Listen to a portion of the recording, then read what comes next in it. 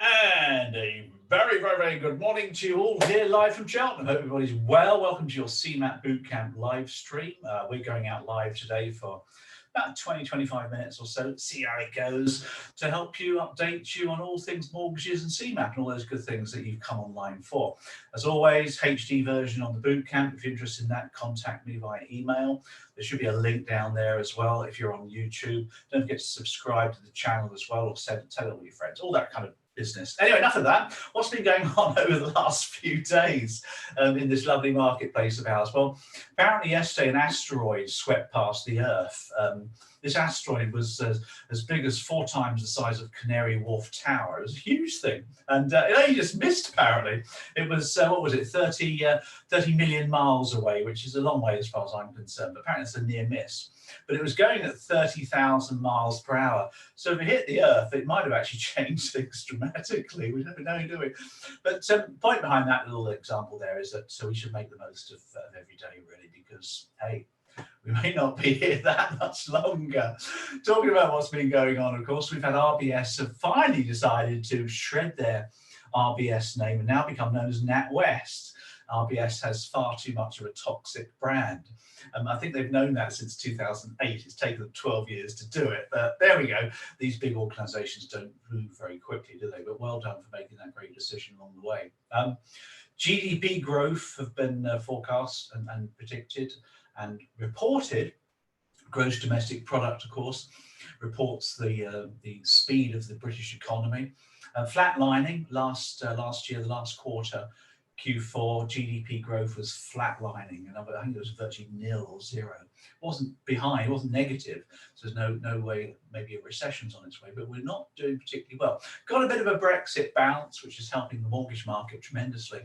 I always talk about the skip index. I drive around, see all the for sale boards. As long as they turn into sold boards, you know that everything's moving along quite nicely in the housing market.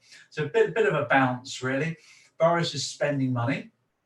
They're getting away now from the old monetarist policies, which have been all about interest rate control and money supply control, into fiscal now. So they're spending at long last, which is the only way, because they've been quantitative easing for the last few years, trying to improve things, but it doesn't work very well because productivity is just dire, isn't it? I mean, some figures were shown. I'll put this up on the screen for you. I don't know if you can see this on the whiteboard. There you go. There's a little let's straighten them up so we can see that. A step in the wrong direction, got that from the Office of Budget Responsibility at the Bank of England. And what it's showing there is that our forecast of GDP growth is appalling. Over the last 10 years, if you can make out the graph here, but 2010, the Bank of England forecast GDP growth at just under 2.5%. And we did okay then, that's just after the recession. So forecast is how the bank thinks the market's going to be doing and the economy is going to be doing. Isn't exactly the last figure. But over the last few years, the forecasts have come down. And in 2020, which obviously now we're forecasting just over 1% growth in the economy this year. Now that's dire. That's like almost recession territory. That's zombie. That's low productivity. Of course, employment's high, but productivity is so low at the moment. It's unbelievable. So that's not such good news, really, for the economy. But there we go. We're doing okay as we speak. So that's all good news all around. So, yes, spending the HS2 got the go-ahead, 106 billion that's going to cost. I think that's a great decision, by the way, Boris. Well done for that, because that's going to regenerate a lot of sectors. A lot of that money basically is going to go back into the economy. And we produce a lovely little legacy for the future. Why not? I haven't built a railway like that since the Victorian times. And what else has been going on for you? Well, the Legal & General have launched a brand new product called the Immediate Need Annuity, which is great to see.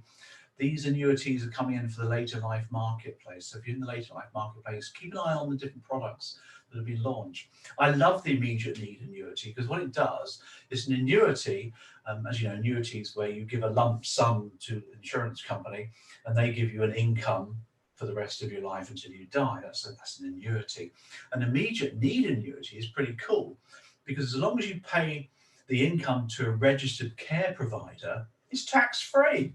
So, you know, get a lump sum from somewhere, doesn't matter where you get it from, give that to the insurance company, Legal General, for example, they will then send the income directly into the registered care provider who's caring for you. That could be a home, of course, or of course it could be in your own house. People come around and look after you. It's tax-free, so I think it's a really good thing. So for equity release market, release some equity to pay for your in-house care, pay it to a registered care provider, as long as you get the right one, of course, and you get it tax-free. Great stuff, all happening, of course, in the marketplace.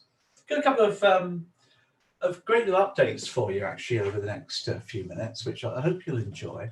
The first one actually is linked to the equity release marketplace. I just want to give you some updates around that one for you. Yeah, let's take a look at the topic of early repayment charges. Early repayment charges. Let's put a bit of a title up here on the whiteboard. For those of you that are watching it on the video, you can see me with my beautifully lit whiteboard. Early repayment charges are the bone of customers, really, if you ever get charged one. Most of the time people get away with it because they don't actually have to pay these things, but they're horrible things. I was caught out a few years ago from the Woolwich. We had to pay £8,000 early repayment charge. Long story, don't go there, but it hurts. You know, early repayment charges are quite well known, aren't they, for fixed rate mortgages, capped mortgages, unusual specialist type loans. If you redeem the mortgage in the first few years, they slap a big penalty on you.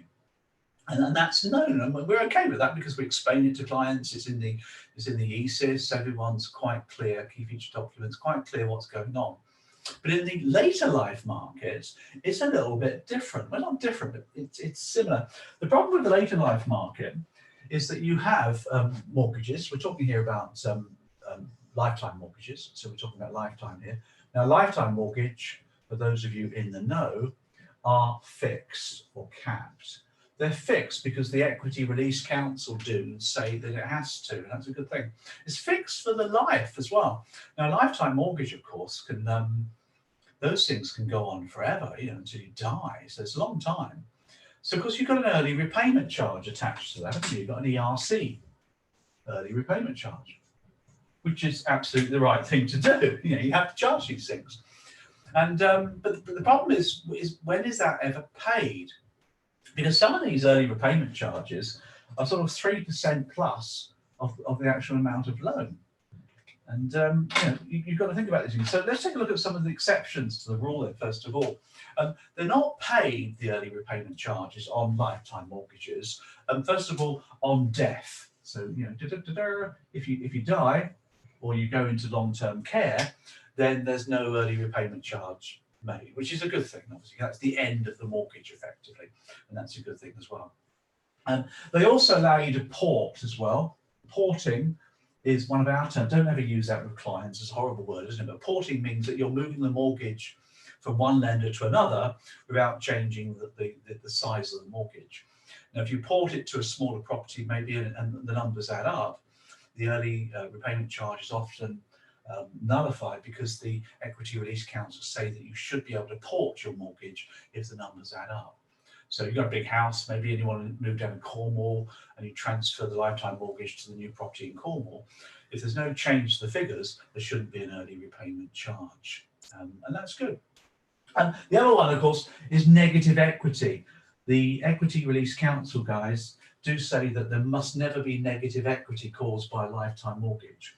So, you know, if there's an early repayment charge which will take you into negative equity, it'll get wiped out. So there are the three situations where you don't have the early repayment charge attached to your mortgage if you redeem the mortgage. Otherwise, it is. A couple of other small points for you, just to sort of add some more detail for you. Some lenders have other rules you need to be aware of. One particular insurance company, they don't charge if you're over the age of 88. And you redeem the mortgage. That's pretty cool, isn't it?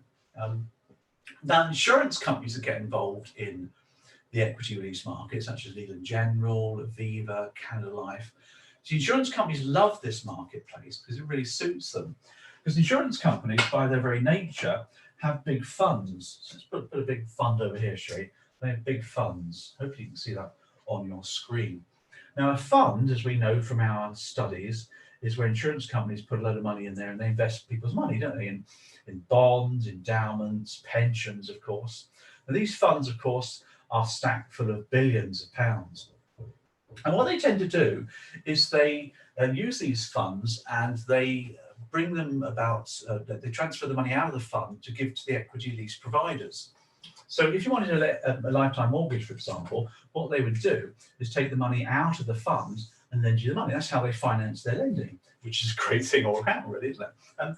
But where they have gilt funds, a lot of these gilt funds are used to finance this. A gilt fund is where the fund is only invested in government gilts, government gilt-edged securities. And that's a really secure fund. It's long-term, usually for pensions. So they're pretty much just taking money out of that into another really secure investment, which they make more profit from. So that's how the insurance company's business model works. The gilt funds, of course, pay interest rates, usually sort of 1% plus. It's come right down, of course, because gilt returns are very, very low. And what they say is if you were to redeem your mortgage and the value of gilts are higher than when you took the mortgage out, then they'll not charge you an early repayment charge. So let's show you an example of that one. Let's just say that this customer in, say, 2015 took out a mortgage, lifetime mortgage from a gilt fund, and gilts were running at about sort of 1%. And they basically took the mortgage out and everyone's happy. But in 2020, they decided they wanted to redeem that mortgage for whatever reason. And the insurance company then say, okay, we've got to now put that money back into another gilt fund. So there's the new gilt fund. We've basically got to transfer money from that mortgage and put it back into the gilt fund. If these gilts are more than the 1%, say for example they're 2%, then the insurance company is going to make a good deal out of this. They're going to take the money out of that, get into the gilt fund and start earning a good return, more than what they were doing when they took the money out. So in those situations, there is no redemption charge. But if the gilt fund was paying less than 1%, so they took the money out 5 years ago at 1%, you got your mortgage, you redeem your mortgage, and they're putting it back into gilts at less than 1%, they're making a loss, they don't like that. So that's when they'll charge the early repayment charge in that situation, because the interest rates on the gilt fund are lower than what they were when they took it out. Logical, makes sense, doesn't it, to think about it? And that's how they work with their gilt funds. It's a good thing, because gilts are at an all-time low at the moment. They're really, really, really, really, really low. So, everyone's happy, aren't they? Now, well, not of course if you're relying upon the income, but of course the fact is that gilts will probably only go up, so it's not a bad time to get an equity release mortgage. So that's how they work it. Other than that, if your customer's blatantly looking just to take it to another lender, then they'll charge the early repayment penalty. So there's a bit of update for you there on equity release later life market. Bye. Hope you enjoyed that one. Hope you enjoyed that little bit of update for you. So what else have we got for you then, moving forward on our little live stream today for you? Got a couple of extra topics which I think you'll enjoy. Actually, the next one's quite a small one, but it's quite useful. And then I've got a little technique for you. Okay, let's take a look at a new topic for you. Let's have a look at affordability. Quick update for you on mortgage affordability, because a lot of people get confused by this, particularly when it gets to answer a multiple choice question in the exam, if you're doing CMAP or if you're doing some updates as well. Now, we're talking here about affordability. Now, affordability is where somebody can afford a mortgage or not when it comes to affordability, which is what it's all about. It all changed back in 2014. In 2014, you had what's called the mortgage market review, which radically changed the way people could borrow money. It basically it shrunk the ability to borrow large mortgages. A little bit out of date. They should have done that in 2006, 7, 8, but they didn't. It did in 2014. Now, what's come about from that one is that for affordability, it's got to be bespoke now. You've got to bespoke your affordability calculation according to the client's needs. No longer did you have these sort of blanket 3 times income multiples that we used to use. 3 times salary is what you could lend to somebody. They all went. And what it created was this thing called DIPS, decision in principle, or DIPS as we call them. So if you wanted to find out what a lender would lend you, you've got to ask them directly, and they would then bespoke work it out for you. And that's where it all got a bit confusing. And broadly what they did, or still do now, of course, is for you to work out what you can afford, they look at your free disposable income. Free disposable income. There you go. Now remember, this is how the exams work as well. Now, your free disposable income is a calculation which pretty much looks at how much you've got left over once all your bills are paid. You know how it works. You get paid and all your direct debits come out, don't they? So your rent, your mortgage, your loans, HP credit, pensions, council tax, car insurance, all these different things come moving out. And what's left is your free disposable income. So they're looking for this free disposable income. So there's your salary, and all the bills and costs, etc., are all taken off. And you're left then with a tiny little amount, which is your free disposable income. There you go. And it's that figure that they then use, and they will allow a percentage of that. So, for example, it might be 80% of your free disposable income. The lender will lend you on a mortgage. And they'll look there to see how much the mortgage is going to cost. So they'll look at the monthly repayment of your mortgage. So, depending on what you're applying for, they'll work out what the monthly repayment cost is. And if that's within 80% or so of your free disposable income, they'll let you have your mortgage. What's the mortgage repayment based upon? That's where a lot of confusion comes in. It's based upon typically the SVR plus 3%. They'll stress this as well. They'll give you a higher rate just in case rates go up. And that's where the problems start. The standard variable rate is horrendously high anyway, totally anti-competitive. And they add 3% because they're stressing it. And that gives you the high mortgage payment. Well, you don't want a high payment because that might well be above the 80%. And that's the big problem. So how do they get to free disposable income? Well, that's not a difficult one to get to. What they're doing is they're taking off various costs. The first thing they're going to deduct from that, think about it, is they're going to take off essential or mandatory spending. Now, you're going to get this in the exam. There'll be lists of things, and you've got to decide whether it's essential or not. Essential stuff is stuff you can't change. It's contractual. So, for example, a loan for a car, something you're paying every month, contractual, that's required to live. Council tax is another example. And these things, they'll take off of your income to give you free disposable income. They'll then take off lifestyle spending. They used to call it that. Now, lifestyle spending or non-mandatory spending, depends on what we call it really, is all the other stuff that you have to spend to live. So gym membership, food, heating, electricity, broadband, all those things that you need to pay. Now, some lenders, when this thing kicked off in 2014, would do these long mortgage interviews asking what all your costs are.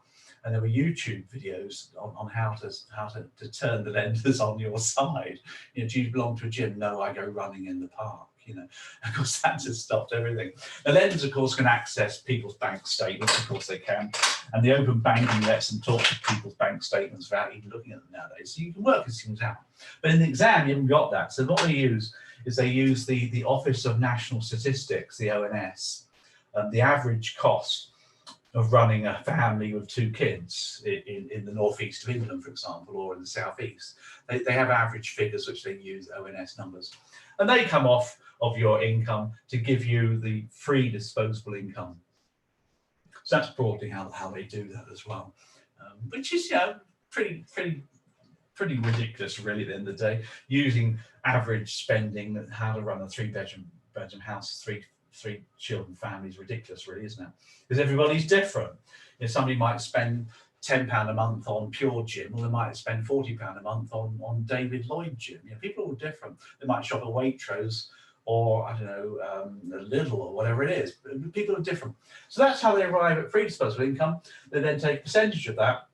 And in the exam, you'll be given these figures. You'll be given a character.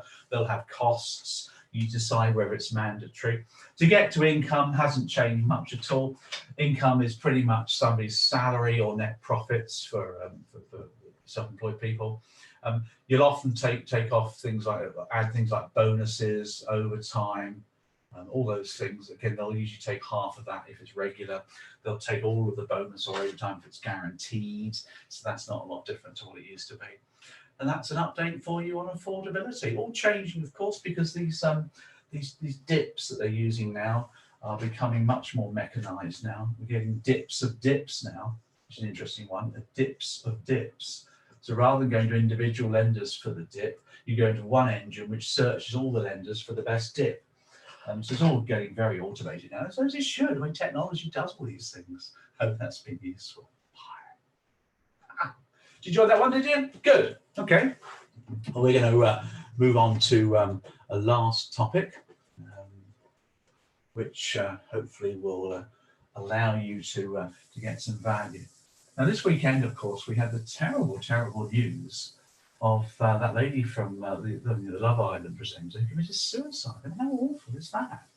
How absolutely terrible. I can't get my head around that news. I just think it's diabolical.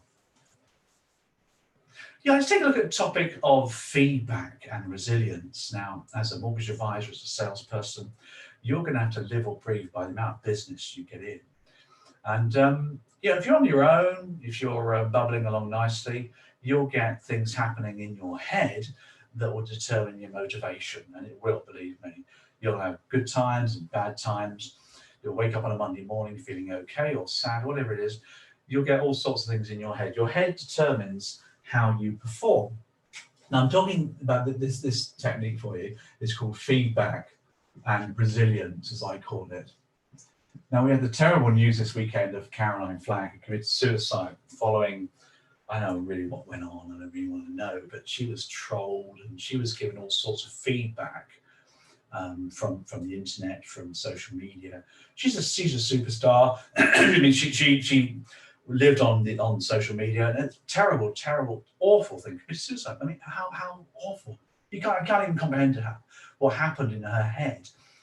Now, the big problem there is social media. Social media provides anonymous feedback. It's devastating. It's appalling. I've seen all sorts of things going on. It's absolutely awful. Often it's rude as well. For example, I had this chap, he emailed me last week about a product he bought in 2014, I think it was 7 years ago. And he wanted to know why the product wasn't available to him. And I said, well, you bought it 7 or 8 years ago. It's out of date now. And he came back very rude. He didn't use my name. And he said, I demand to have it for free. No. Anyway, I thought, I'm not having this. I can't be doing it. Life's too short. So I emailed him back. I said, look, I mean, first of all, you are talking to a human being here. This is not an anonymous Twitter posting here. I'd like you to be more polite and respectful as our cultures require. And he got down about this, as he would do. But the fact is, online, people hide behind a keyboard, don't they? And they give people feedback. So let's take a look at the rules on feedback. And this is quite a simple rule for you. If you're getting feedback, this is how you handle it. You ask yourself 3 questions. The first question you ask yourself is, did you ask for it? Let's put the proper spelling for you. Did you ask for it? Did you ask for it? In other words, did you ask for the feedback? If it's yes, then go on to the next question. If it's no, then you quite simply, easy said and done, I get that, is you ignore it. So on social media, if somebody's providing you with some feedback, tell them to bugger off. Just ignore it, because you didn't ask for it. Just drop it out the back door. There's a Dandy Warhol song, and they've got this trap door at the back of your head. Just open up the trap door, just drop it out. Just ignore it, just delete it. Just get rid of it. That's the problem, of course. Some people can't do that. I get that totally. If it's rude, if it's criticism. Criticism, by the way, is designed to hurt you. Nothing else. That's what happened to Caroline. Criticism designed to hurt you, to make the person giving the criticism feel better. That's just horrible. That's just nasty. That's narcissist, isn't it? But in business, if somebody comes up to you and gives you feedback, you didn't ask for it, just ignore it. This is the first question to ask yourself. The second question is, do you trust the source? Do you trust the source of the feedback? Again, if it's no, you ignore it. If it's yes, you go on to the next question. So if you don't like the person that's giving you feedback, you don't trust them, you don't think much of them, and they give you feedback, just ignore it. It's ridiculous, isn't it? And the last one, which I love to bits as well, is, are they correct? Okay, are they correct? Again, if they're not correct, you ignore it. It's quite simple, really, isn't it? Okay, that's a judgment on your part, and that could make you a little bit arrogant, I suppose. If they are correct, if you think, okay, there's some mileage in that, then do something about it. And if it is yes, then what you should do is you should act on it. make some changes, make some improvements, do something different, whatever it is, act upon it, and then get rid of it from your head. Because it's dealt with, move on. That's how you handle feedback. So in business, you'll get feedback from colleagues, you'll get feedback from bosses, from supervisors. Some supervisors provide you feedback. It's appalling. Some of them haven't done any selling for 20 years. How do they know? They'll give you feedback. They think they have to. Again, did you ask for it? Well, not really, but it's part of your business. Do you trust the source? Not really, because you haven't got much respect for them. Are they correct? No, they're not, to ignore it. But that's a bit of extreme position. But if it's somebody that you value, they're mentor, somebody that's been in business for a long time, then deal with it. If it's customers, I get that. That's fine. You have to be a bit careful. Do you ask for it? We often do. We talk about complaints when we do the IDD up front, disclosure. And we often want customer feedback. Of course we do. And we trust the source because they're customers. Are they correct? Well, that's up to you to decide. Sometimes customers aren't, and act on it if they are as well. So that's how you handle feedback. I do it every time. Somebody gives me feedback that's not very good, it's not correct anyway, I just ignore it. Just let it go and move on. Life's too short. Shane Cowan didn't do that really. It was just a terrible, terrible, terrible story. Anyway, enough of that. Leave on a bit of a bad turn anyway. You find that useful. There you go. Okay, so little technique there for you, dealing with feedback. What do you like that one? Sort of help you along the way. Other than that, we've come to the end of our live stream. So I'm good if you're good to wrap things up. Next week, we're going to do some work on some compliance areas for you. Got some techniques next week for you on other aspects as well. I'm going to do some principles of business. Can you imagine the excitement about that? Some compliance stuff for you. Again, any questions you've got, ping them to me. Happy to answer them. Those on Bootcamp, get this on HD. Remember the podcasts on live stream at the podcast for you on YouTube, iTunes, Spotify, Google Play. Remember to subscribe below there if you're on YouTube as well. Want to pick up our subscribers this year, pass on to your friends. See if we can help you along the way. Have a great week, everybody. Don't get too wet. Bye.